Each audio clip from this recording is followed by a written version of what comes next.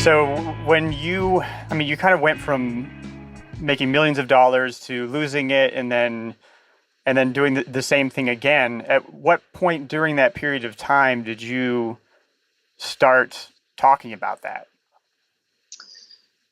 I think around 2010, yeah, just not that 6 years ago, 2010, I was just getting so sick of like going through this up and down roller coaster process, and I had no one to talk to about it. I wasn't really talking to anybody about it who would understand.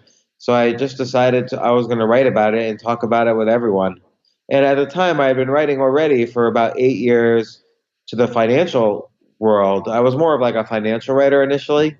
And before that, I worked at HBO. I was a different kind of writer. But I was a financial writer from 2002 to, let's say, I don't know, to even now to some extent, but really till 2010 or until 2009. And I just kept seeing all this BS being written by financial writers. Like they all pretended to know something. Nobody knew anything. That's why the financial crisis happened. There was like nobody around to tell us, hey, don't do this. And I knew everybody. I mean, maybe there's like one or two random people who were making a lot of money, but 99.9% of people lost money, which is why it was a crisis. And I was just sick of the BS, and not only that, I was losing money. So I was like, here's how it really is. Was there a particular moment when that happened? No, because even before then, I take it back. It wasn't just 2010.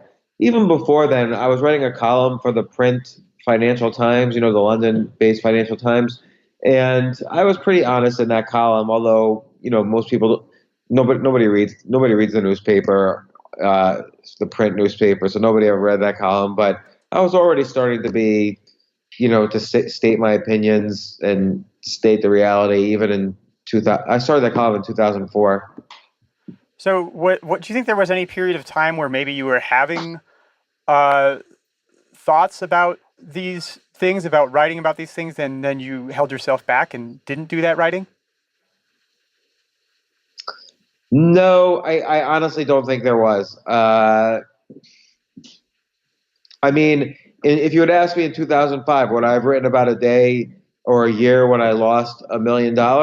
No, I wouldn't have even thought about it. It wasn't like I said to myself, boy, I really should write about this, and then I was too scared. I just wouldn't have thought to write about it because nobody was writing like that in the financial world. So it wasn't even like a consideration.